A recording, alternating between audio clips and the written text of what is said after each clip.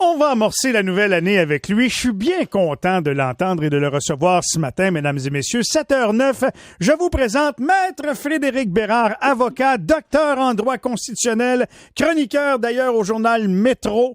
Mesdames et messieurs, le voici fraîchement débarqué de je sais pas quelle île. Comment ça va, Michel? Hey, ça va très bien, très, très bien. On rit, mais c'est pas drôle. Mais je voulais te l'entendre dire quand même. Les touristes qui rentrent des pays étrangers et qui sont obligés de s'isoler pour toucher, imagine-toi donc, 1000 piastres de ce que l'on appelle la PCMRE.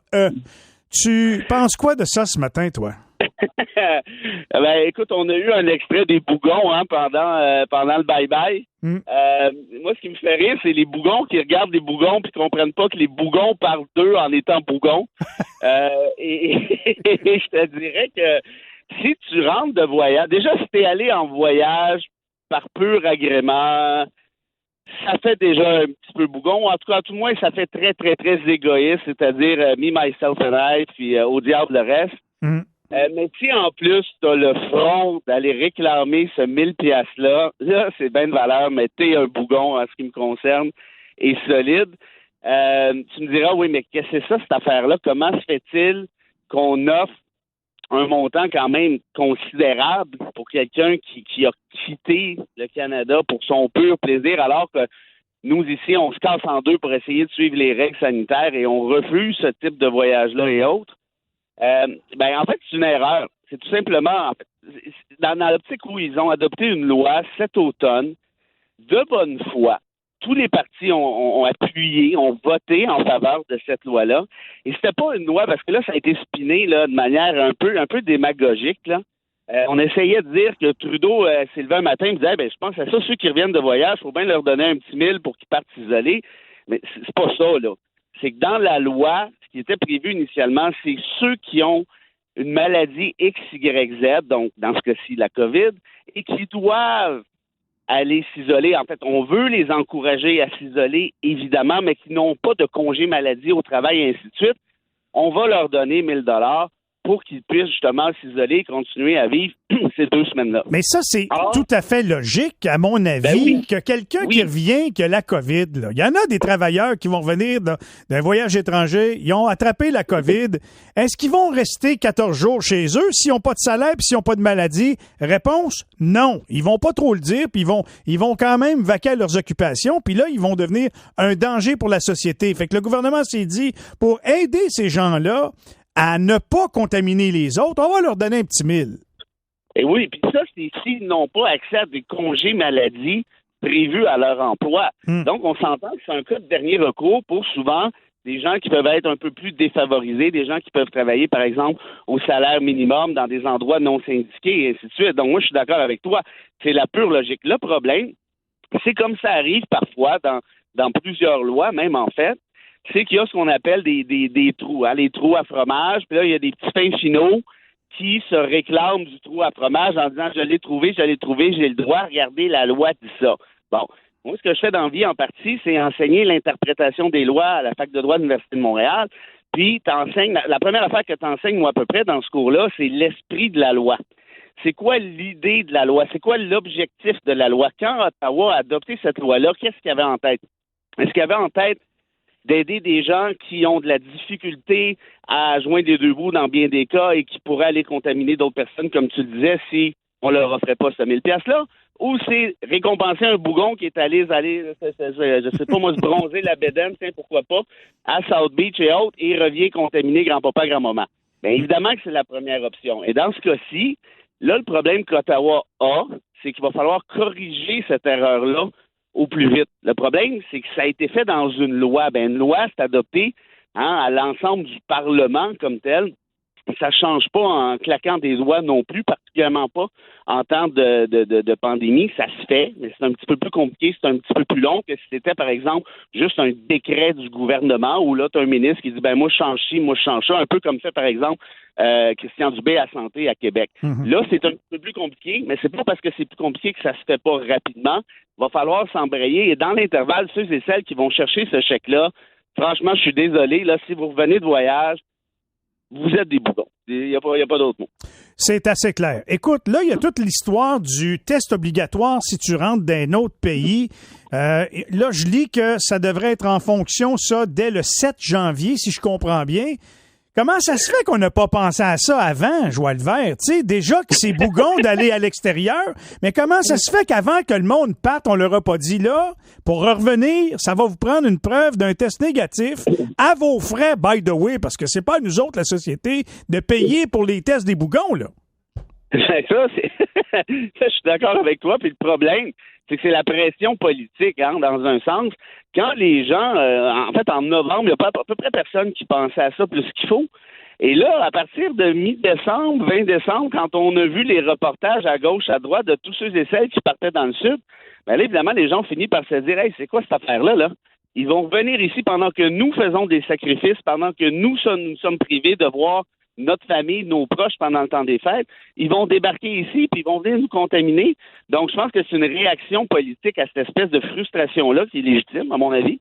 Et là, le problème, ben, c'est ça. Si t'es actuellement la bédaine sur la plage avec ton déquiri aux bananes, ben là, il va falloir que tu trouves une manière de te faire dépister en chemin. Puis franchement, je ne sais pas comment tu vas faire ça, puis je veux pas manquer d'empathie, mais je te dirais que ça me dérange pas tant que ça. Tu peux te débrouiller avec tes problèmes. Mais c'est-tu légal? On peut-tu forcer le monde à rentrer au pays avec un test? Parce que je me dis, tu sais, toi, t'es dans la loi, là.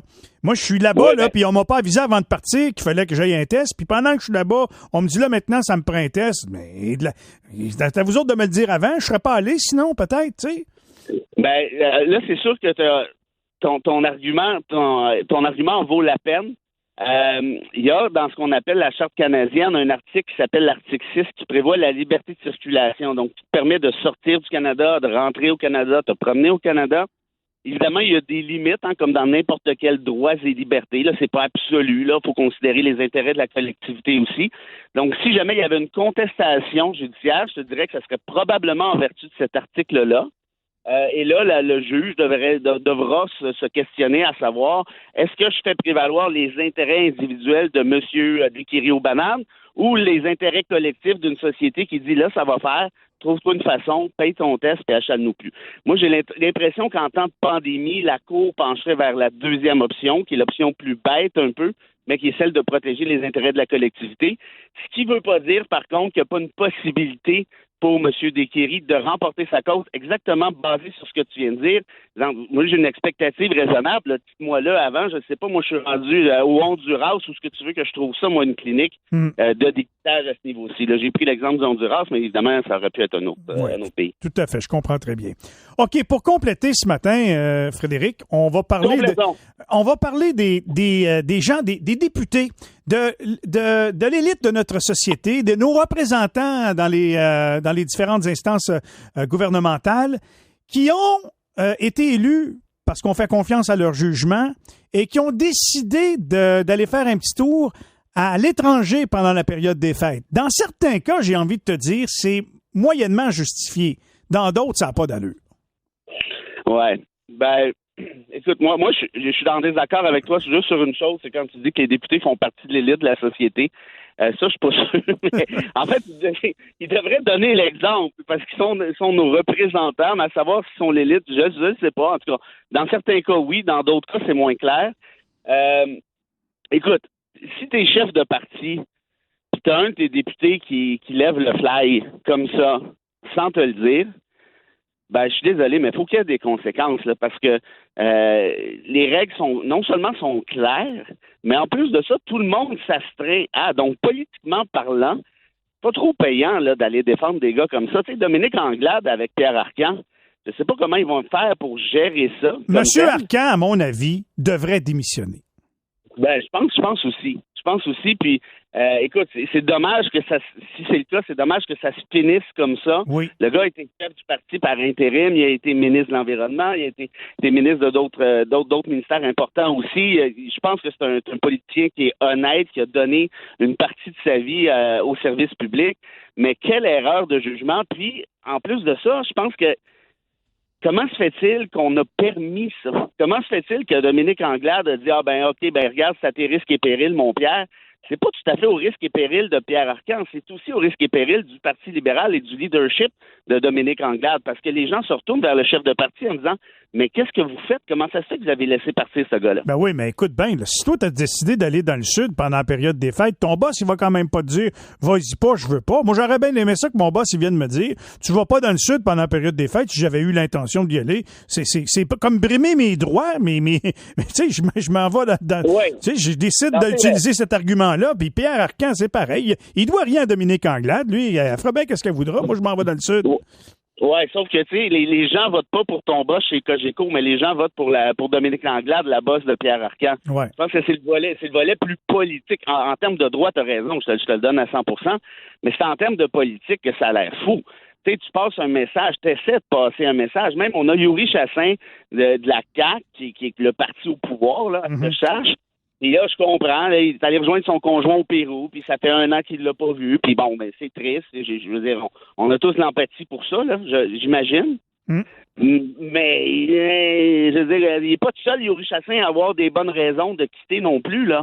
Il y en a plusieurs, là. La plupart des gens, c'est des bonnes raisons. Là. Je lisais ça, le député de Pierrefonds, Samir Zuberi, lui, lui, il dit que il est allé voir son grand-père, le grand-père de sa conjointe, dont l'état de santé s'est détérioré. Vous avez Kamal Khera, député de Brampton West, en Ontario, qui dit qu'elle s'est envolée à Seattle le 23 décembre pour aller au service commémoratif pour son oncle et son père décédés à quelques semaines d'intervalle plus tôt dans l'année. Hey, ça, je peux comprendre, le joie le vert. Là. Mais tu vois, puis moi, Zuberi, je le connais, j'ai enseigné le droit il y a une couple d'années. C'est un gars qui est gentil comme tout. Écoute, ça ferait pas de mal à une mouche. Ce gars-là, je suis sûr là, qu'il a écouté toutes les consignes de sa maîtresse à partir de la maternelle jusqu'à l'université. Là. Ça, je te garantis ça. Et là, le gars, il s'en va. Écoute, il y a le grand-père de sa femme qui est en train de mourir. Je veux dire, OK, mais ça, versus aller voir son chum ou son mari au Pérou, la différence, elle est où? Moi, j'en vois pas vraiment, honnêtement. Puis, de toute façon, je pense pas que c'est à nous de juger cette espèce de cas par cas-là. Ce que je sais, par contre, c'est que Trudeau a dit à ses 2 députés, ben vous venez de perdre toutes vos fonctions extra députés. Donc, vous avez, par exemple, le président du comité X ou Y, vous avez tout perdu ça. Tant pis. Puis, il faut donner l'exemple, ça finit là. En d'autres termes, c'est ça qui est difficile. C'est que si tu t'en remets au jugement des gens, ben par définition, tu vas avoir une pléiade de possibilités.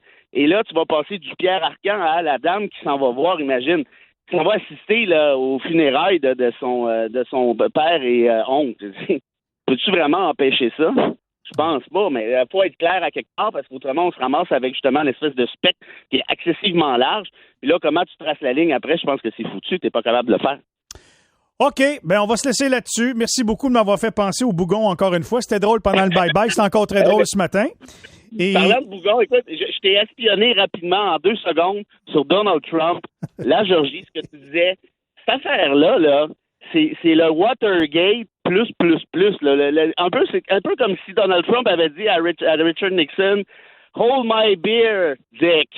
Tout à fait. Carrément ça. Puis je vais le faire jouer tantôt, presque dans son... Même si c'est en anglais, je trouve que c'est bon. On va presque le faire jouer intégral, l'intervention de Donald Trump au téléphone, publiée par le Washington Post. Quel travail. On va entendre ça, puis on va pouvoir réagir par la suite.